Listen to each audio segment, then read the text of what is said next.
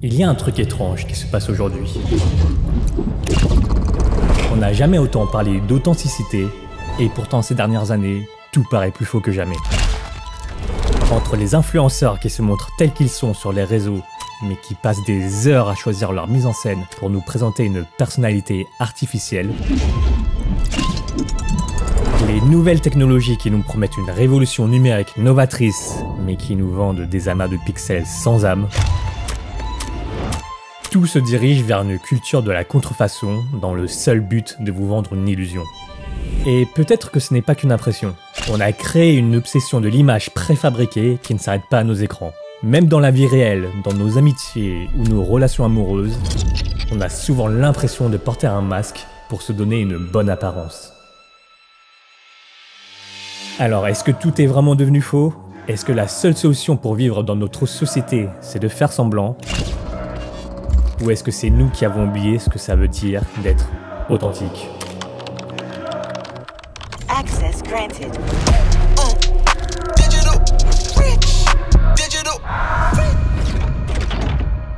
C'est une intro un peu dramatique, j'avoue, mais je pense que ces derniers temps, vous le remarquez autant que moi. On vit dans une société où tout le monde cache son vrai visage pour se donner un genre. Et ce phénomène, ça s'arrange pas vraiment avec les réseaux sociaux. Entre TikTok, Insta, Facebook, LinkedIn et j'en passe, il existe maintenant tellement de moyens de s'inventer une vie sur Internet. Je travaille dans l'avion pendant que d'autres regardent Netflix. Volez mes 10 tips pour exploser votre productivité. Une grande partie de ces mises en scène sont tournées autour de ça, que ce soit en se montrant en train de faire des calls imaginaires avec des clients imaginaires. Ça colle parfaitement à la mentalité sur Instagram, où le principal but est de montrer combien t'es populaire ou à quel point t'as une vie de rêve. Bon, ce phénomène a toujours existé et ça disparaîtra probablement jamais, mais force est de constater qu'entre les filtres de beauté, les posts écrits par IA et les fake news sur YouTube, mentir est presque devenu normalisé dans notre quotidien. Et c'est pour ça que pour beaucoup de personnes, rester authentique, ça reste une des valeurs les plus importantes parmi cet océan d'informations. Sauf qu'aujourd'hui, peu de personnes peuvent prétendre être 100% authentiques, moi y compris. C'est facile de camoufler ses défauts avec une mise en scène travaillée.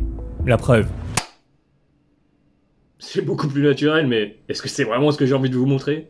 Pas vraiment. Et il y a plusieurs raisons à ça. Certains mentent évidemment à des fins malveillantes, mais la plupart du temps, les gens cachent leur vraie nature, simplement pour un souci d'image et surtout pour un souci de survie sociale. On veut tous être authentiques, mais on préfère surtout être accepté. Parce que se faire rejeter de la société, c'est considéré comme une mort sociale pour l'être humain. Et on le sait depuis des siècles. Aristote disait « L'homme est un animal politique. Celui qui ne vit pas en société est perçu comme quelqu'un qui dévie de sa nature. Et ça se ressent dans nos relations. L'authenticité à l'état brut peut être perçue comme dérangeante, repoussante, voire même menaçante. Par exemple, à un entretien d'embauche, on s'épargne évidemment de dire qu'on vient uniquement pour le salaire, pour faire bonne impression. C'est facile de dire qu'il faut rester honnête dans la vie, mais en pratique, il y a tout autant de raisons pour cacher ce qu'on pense réellement. Montrer nos côtés les moins présentables est devenu logiquement quelque chose qu'on s'interdit soi-même pour éviter le conflit ou même le dégoût des autres. Et vous l'avez sûrement déjà remarqué, cette façon de penser est très ancrée dans la culture japonaise. Déjà, il y a cette culture de la hiérarchie ultra présente. Dire ce qu'on pense, risqué. Proposer une idée qui sort du cadre, souvent ignoré. Et le fameux oui japonais qui ne veut pas forcément dire oui je suis d'accord, mais parfois juste oui j'ai entendu ce que tu as dit. Dire les choses trop franchement pour faire avancer un projet, eh bien ça peut tendre les relations. C'est une ligne assez fine entre l'hypocrisie et la politesse. Mais cette forme de pudeur est typiquement ce que représente un concept dont j'aimerais vous parler,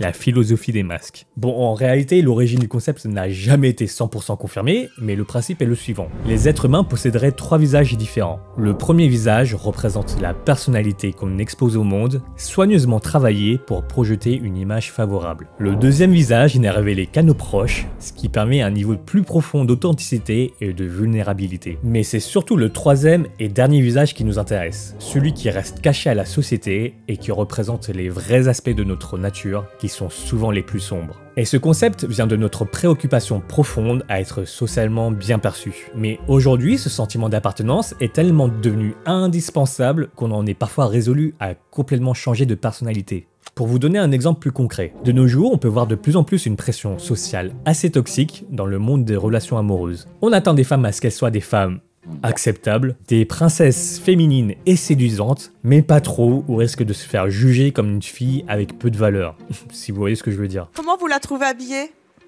C'est un peu court. C'est un peu court? C'est vrai que ça me dérangerait si ma compagne sort sans moi de cette façon-là. Et de l'autre côté, on exige aux hommes qu'ils soient des hommes forts et capables, tout en étant émotionnellement assez sensibles, mais pas trop car ça pourrait repousser. Une femme va chercher vraiment un homme qui a de l'assurance. C'est un homme qui est capable, parfois, de douter et de se remettre en question. Juste à un moment donné, tu poses tes couilles sur la table et puis tu reviens me voir une fois que tu les auras bien posés sur la table. C'est ça en fait, à ce moment-là qu'on a envie de dire, parce qu'on a juste envie de fuir. Est-ce qu'un homme il peut pleurer selon vous? Hein? Un homme? Ouais. Est-ce qu'il peut pleurer? Tu peux parce que c'est humain, mais il faut pas. Tu devrais pleurer devant ta copine? Pleurer devant ma copine? Ouais. Jamais de la vie. Le résultat, c'est que beaucoup de gens se retrouvent à jouer un rôle pour s'adapter aux standards qui deviennent de plus en plus inatteignables et de plus en plus toxiques. À force de vouloir trop s'adapter aux normes de la société, on devient prisonnier de ces dernières. Et c'est ce qui rend difficile le fait de rester authentique, alors qu'en vrai, c'est justement ce qu'on recherche tous inconsciemment. Personne n'a envie de travailler avec des hypocrites capables de vous trahir dès que vous avez le dos tourné, et personne n'a envie de se mettre en couple avec une personne superficielle. Ou bien c'est ce qu'on essaie de se persuader. Imaginez cette situation. Vous arrivez à un rendez-vous amoureux avec une fille qui vous plaît énormément. Vous pourriez dire la vérité, que vous êtes plutôt quelqu'un de stressé et assez anxieux dans la vie. Mais vous le faites pas, parce que vous savez que votre vraie nature pourrait la refroidir. Alors vous faites semblant, vous détendez l'atmosphère le plus naturellement que vous pouvez, vous affichez votre sourire le plus confiant le temps de quelques heures, et la soirée se passe bien. Mais en rentrant, il y a une question qui vous reste en tête. Est-ce que c'est vraiment vous qu'elle a rencontré, ou seulement le rôle que vous avez joué? Et inversement, si vous remarquez que la fille n'a pas non plus été authentique de son côté, est-ce que vous préférez rester dans la désillusion en tombant amoureux de sa personnalité préfabriquée, ou vous souhaitez plutôt rester célibataire pour rester fidèle à vos valeurs? Tout ça se résume à cette question. Est-ce qu'il vaut mieux être vrai et seul, ou faux et accepté? C'est une question difficile à approcher, et même si tout le monde en théorie prétend préférer rester vrai et seul, il y a des centaines d'exemples qui prouvent le contraire. Bon là on parle de se cacher derrière un masque, mais il existe une étape encore plus malsaine pour ne pas se faire rejeter, prétendre être authentique. Quand on regarde du côté des youtubeurs et des streamers, les contenus plus naturels redeviennent à la mode, car ça crée une relation plus sincère avec les viewers. Les gens disent qu'ils veulent de l'authenticité, maintenant ils veulent revenir avec des mecs comme Anime, etc. machin. Ceux qui s'étaient lissés sont en train de se délisser un peu, à refaire des blagues un peu plus border. Ça avait commencé déjà un peu avant. J'avais l'impression, tu sais, j'ai eu ce tournant des gars qui étaient ultra lisses et un contenu fat tellement ils sont obligés de se dire faut que je rentre dans les clous pour la monétisation, les marques, l'image et tout. Et je me dis, ah, tu te libères un peu plus. Du coup, paraître authentique est redevenu pour eux non seulement un meilleur moyen de se connecter avec leurs abonnés, mais aussi pour avoir un meilleur engagement. Mais est-ce qu'ils sont 100% authentiques ? Ou est-ce qu'ils vous montrent juste ce qu'ils ont envie de vous dévoiler? Parce qu'ils savent très bien que révéler leurs opinions pourrait créer une tension non souhaitée avec d'autres créateurs, mais ça pourrait surtout engendrer un drama explosif qu'ils veulent absolument esquiver. Est-ce que tu as déjà fait semblant d'apprécier un créateur pour éviter un conflit avec lui? Oui. Faut dire qui, hein? Faut dire qui? Eh oui. Deuxième question, c'est quoi la marque avec qui t'as bossé? Genre ça s'est mal passé ou le produit c'était de la merde? Ah ouais, mais toi t'es... C'est quoi l'OP la mieux rémunérée que t'aies faite? Waouh. Et le montant? Ah ouais, waouh, ça j'ai jamais répondu à ces questions. Toutefois, est-ce qu'on peut vraiment leur en vouloir de ne pas être transparent? Encore une fois, ici il est question de gérer une pression sociale assez étouffante parce que la conséquence ici serait une sorte de mort sociale. Entre cancel, rejet des cercles d'influenceurs et harcèlement moral, la seule option pour perdurer sur les réseaux c'est d'afficher malheureusement une authenticité de surface au risque de subir de lourdes répercussions. Du coup on se retrouve avec des personnages farfelus qui sont en réalité des coquilles vides pour être acceptés par leur audience. Et pourtant on est toujours à la recherche d'une authenticité réelle, parce que c'est pas vraiment une personnalité lissée qui nous intéresse, c'est la nature profonde d'une personne dans toute son imperfection qui nous séduit réellement. Ça te fait du bien de retourner à un truc plus authentique, tu vois. Voilà, en fait j'avais envie d'être moi à 100%, sans penser à est-ce que la caméra tourne pour cet happening là qui va arriver, est-ce que le jeu, la mécanique est bien, on l'a pas testé.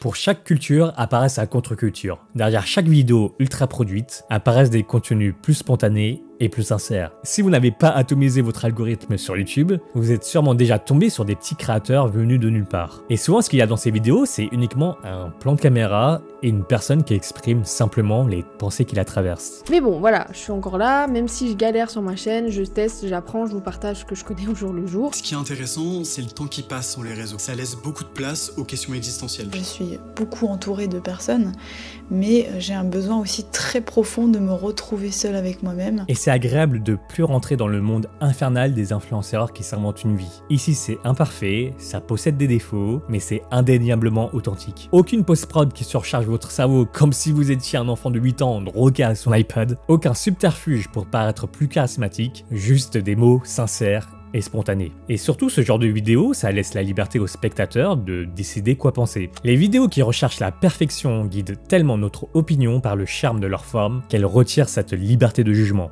Et je dis ça, mais c'est assez hypocrite de ma part. Moi-même, je vous influence dans cette vidéo avec le script que j'écris soigneusement, les images que je présente à l'écran et les musiques que je pose au montage. Il faut savoir que dès l'instant où vous voyez quelqu'un s'afficher sur internet, on vous y montre qu'une façade de sa personnalité. Vous ne pourrez jamais être ami avec votre influenceur préféré à travers des pixels ou vivre exactement les mêmes émotions depuis votre téléphone. Et cette expérience d'une réelle authenticité, ça ne s'arrête pas qu'aux personnalités. De la même manière qu'on perçoit les relations sur les réseaux, on pense souvent qu'on peut admirer une œuvre d'art ou vivre un événement à travers une photo ou une vidéo. Avec la technologie de pointe actuelle, les caméras pro qui filment en 8K, les écrans qui peuvent afficher 1 milliard de couleurs et les casques qui retransmettent avec fidélité tous les sons imaginables, j'ai facilement cru qu'on pouvait vivre à la même échelle ce qui se passe dans la vraie vie. Mais ça, c'était jusqu'au jour où j'ai assisté à mon premier vrai feu d'artifice. Alors ça paraît ridicule dit comme ça, mais c'est réellement un simple feu d'artifice à Paris qui a chamboulé ma vision. Quand j'étais plus petit, j'avais l'habitude de les regarder à la télé pendant le 14 juillet, donc j'avais pas vraiment d'envie particulière de les mater en vrai. Parce que forcément, ça paraît fade à travers un écran, et je me suis dit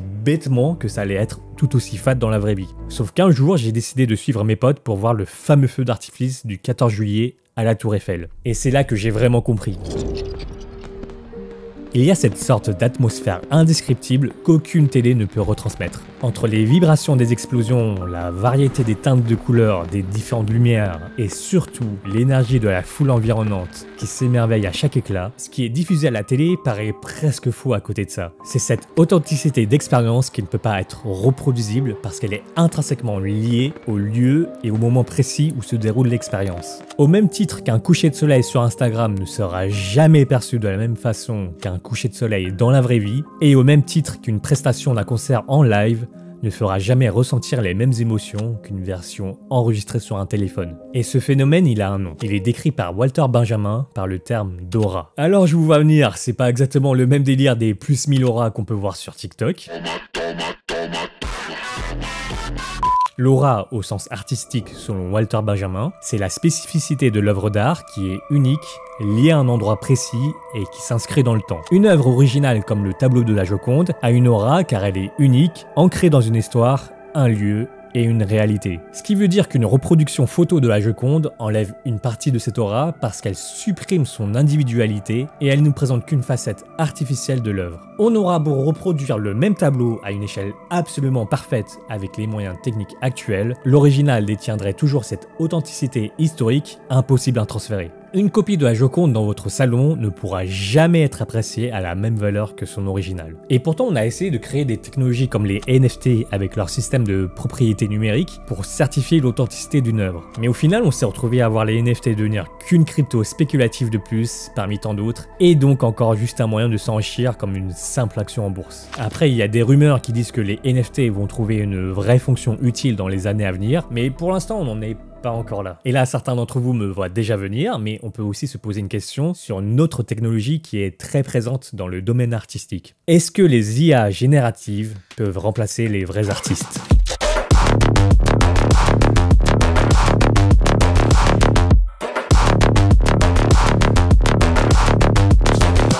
Les IA deviennent de plus en plus performantes au fil des années et pour être honnête, je trouve la technologie assez fascinante et peut-être même un peu flippante à des moments. Mais le truc c'est qu'en creusant plus en profondeur, on se rend vite compte qu'elles ne peuvent que reproduire artificiellement ce qui a déjà été créé. Parce que les IA génératives n'excellent seulement que grâce à leur capacité à répliquer des patterns déjà existants. Tout ça pour dire que c'est indéniable qu'au même titre qu'une contrefaçon d'un Van Gogh n'a pas la même valeur que son original, une création réalisée par IA n'aura jamais la même aura qu'une œuvre réalisée par un vrai artiste. Parce que l'authenticité est encore une fois au centre du problème. Une œuvre est authentique seulement si elle est ancrée dans une réalité. Dès lors que vous découvrez qu'une œuvre a été créée par IA, elle perd de sa valeur. Comme une sensation de vous faire tromper par quelque chose qui n'a jamais été réel depuis le début, de la même manière que ce sentiment de trahison que vous ressentez quand vous découvrez découvrir les vraies intentions d'une personne qui vous a fait miroiter une illusion. Cependant, est-ce qu'on doit s'empêcher d'admirer une création IA pour autant? Pour le coup, c'est un sujet très nuancé et contrairement à l'opinion grandissante des artistes qui sont formellement contre l'IA, je pense qu'on peut toujours y apprécier une certaine forme de fantaisie dans leur conception. Quand on les compare avec certaines créations modernes absurdes faites pour le coup par des humains, on ne peut pas s'empêcher de parfois préférer un univers artificiel. Bon, évidemment qu'il y a toutes les questions morales du vol des artistes à régler, mais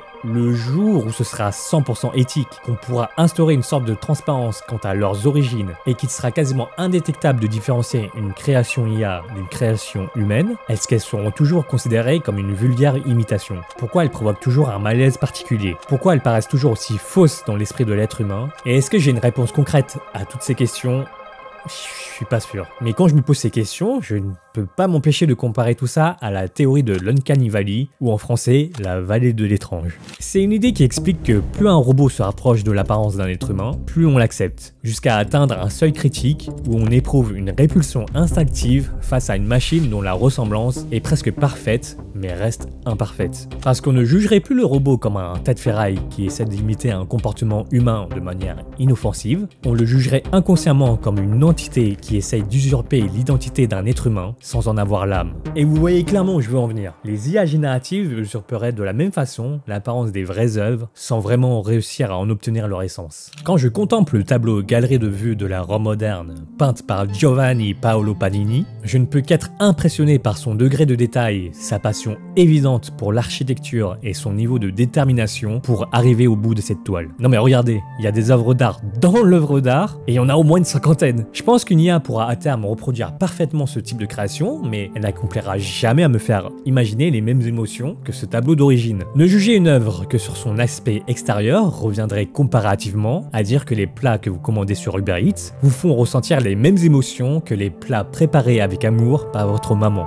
Les IA génératives ne pourront jamais répliquer cette aura inhérente à l'authenticité de ces œuvres. Il y a bien une raison pour laquelle les films d'horreur adorent déclarer qu'ils sont inspirés de faits réels, parce que ça change complètement la façon dont on perçoit l'histoire, vu qu'ils sont ancrés dans notre réalité. Quand je m'émerveille devant une photo d'Urbex, j'admire l'esthétique tout autant que la difficulté nécessitée à sa composition. Quand je regarde Le Voyage de Chihiro, j'imagine toutes les souffrances qu'ont pu traverser tous ceux qui ont contribué à réaliser ce film, du réalisateur au studio d'animation jusqu'aux comédiens de doublage. Alors pourquoi je vous parle de ces concepts depuis le début? Tout ça pour vous dire que dans un monde qui se dirige vers une culture de la contrefaçon, l'humain cherche profondément à percevoir la vérité. Aucun NFT qui nous vend de fausses promesses, aucune personnalité qui nous miroite de fausses valeurs, aucune IA générative qui ne reproduit qu'une simple façade n'arriveront à satisfaire notre besoin d'authenticité. Seul l'avenir nous dira si le monde préférera privilégier le choix de la facilité ou le choix de la vérité. Alors, est-ce que tout va devenir faux? Est-ce que la seule solution pour vivre dans le futur, c'est de faire semblant? Ou est-ce que c'est plutôt à nous de nous rappeler ce que ça veut dire d'être authentique?